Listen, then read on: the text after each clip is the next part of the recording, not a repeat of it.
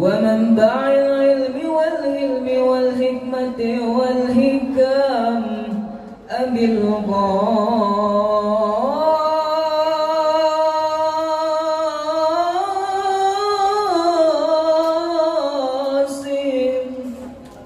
سيدنا وحبيبنا وشفيعنا وقرة أعيننا ومولانا محمد.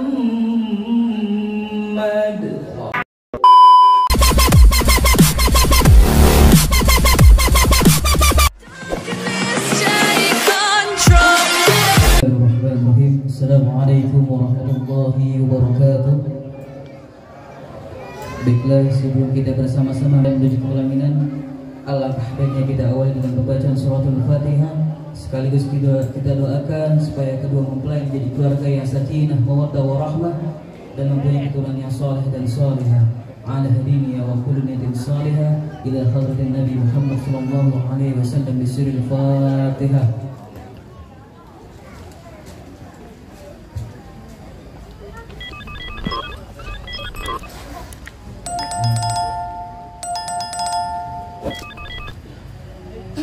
Allahumma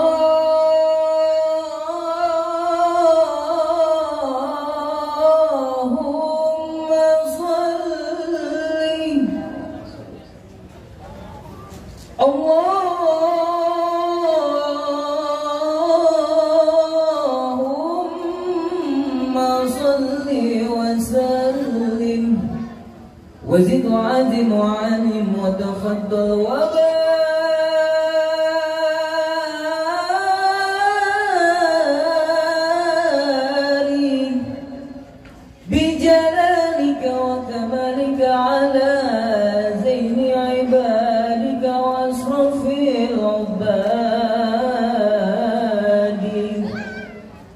أشهد العرب والعجم وإمام طيبة والحرم وترجمن بلسان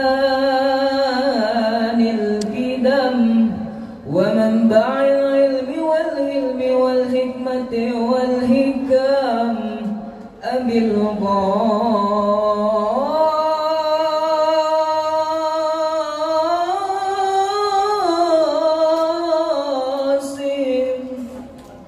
سيدنا وحبيبنا وشفيعنا وقرة أعيننا ومولانا محمد صلى الله عليه وسلم. جدوا شرف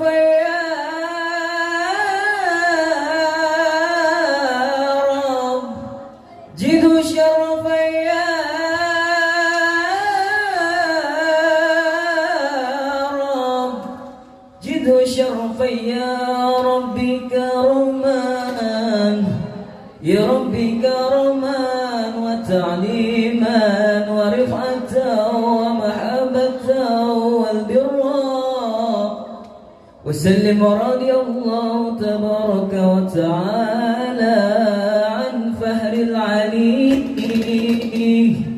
والقدر الجليل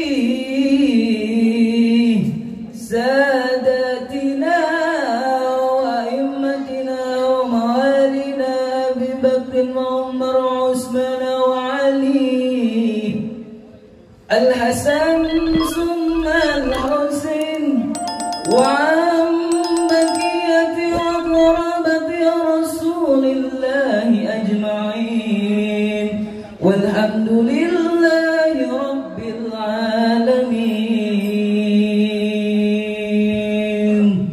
صلوا على النبي محمد طال